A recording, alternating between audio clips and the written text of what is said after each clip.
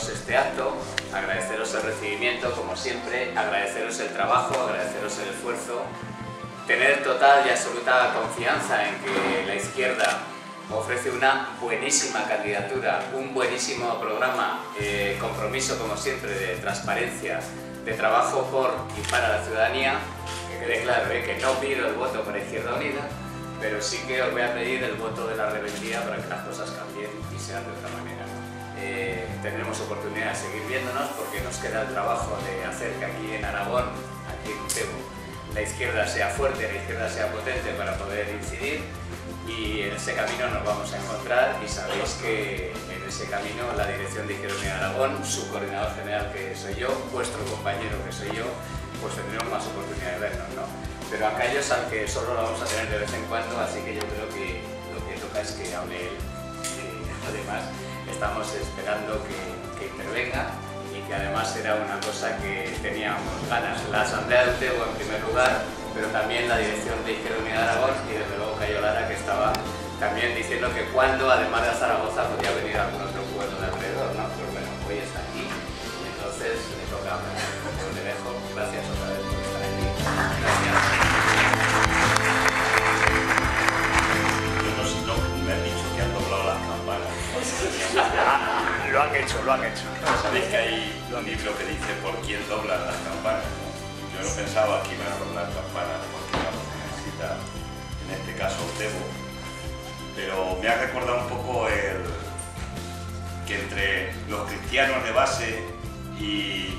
los marxistas, hace ya 30 y tantos años por lo menos, cuando yo empecé a aproximarme a la causa de la izquierda, y yo que provengo no de una familia de izquierdas comprometida, de una familia popular, normal, que no tenía compromiso político con ninguna parte en aquel tiempo, ¿no? Y educado en las escuelas franquistas y con los valores del franquismo, o no valores, y con esos planteamientos, pues la primera vez que se me aproximaban a mí los de izquierdas a contarme que yo podía ser de ellos,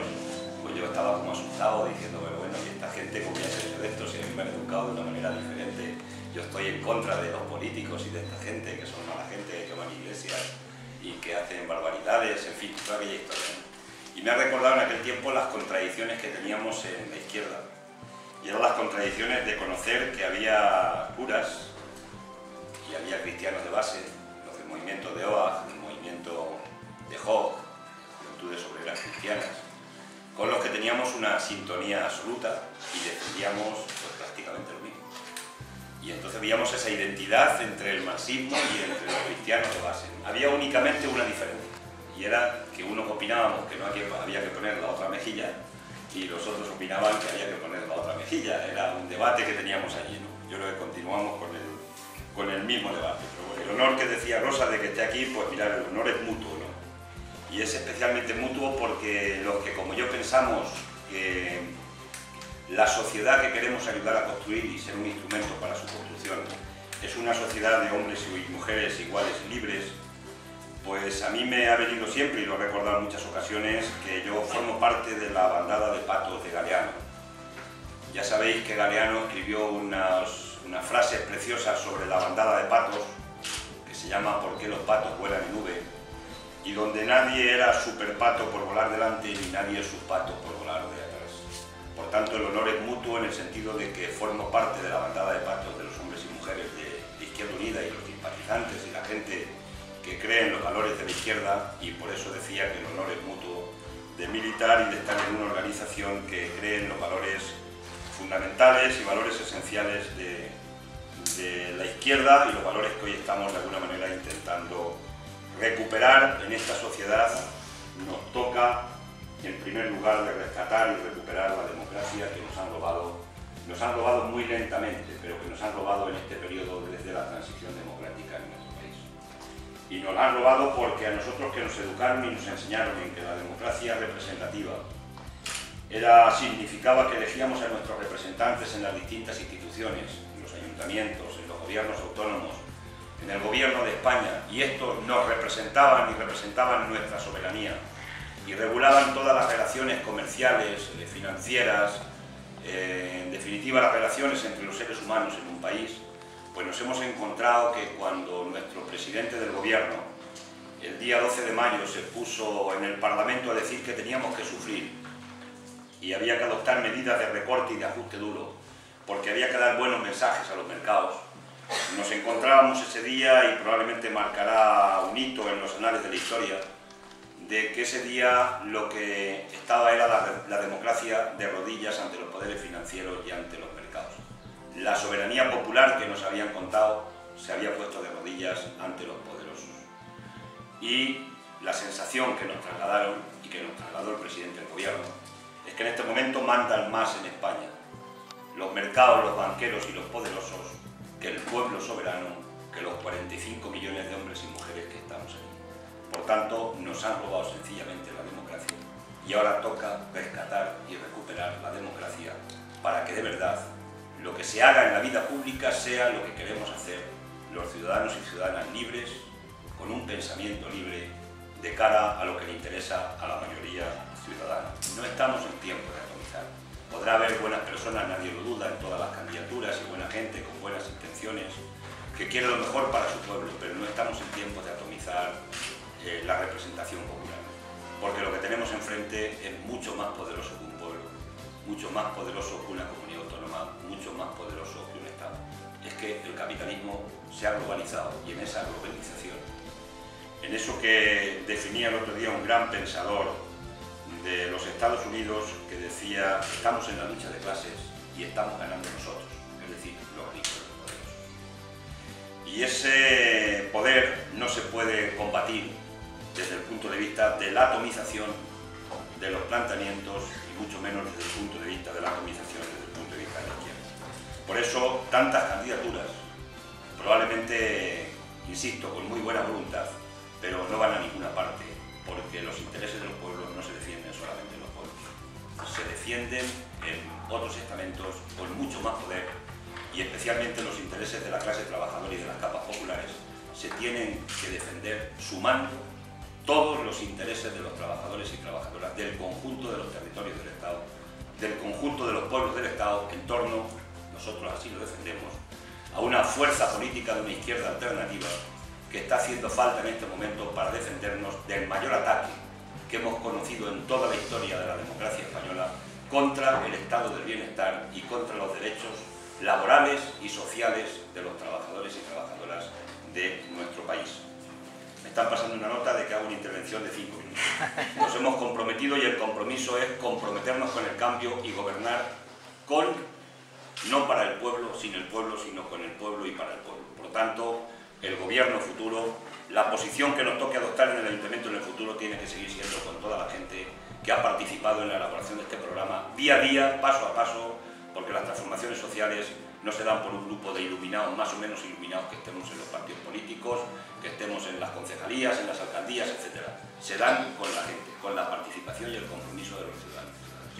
Si eso lo tenemos por bandera, si lo tenemos por camino y por recorrido en todas nuestras vidas, no quepa ninguna duda de que nadie traicionará lo que es el pensamiento, lo que es la ilusión, lo que son las propuestas que la gente habéis llevado de una manera ilusionada a este proyecto, a este programa electoral. Pero vamos a tener más alcaldes y alcaldesas, más concejales y más concejalas,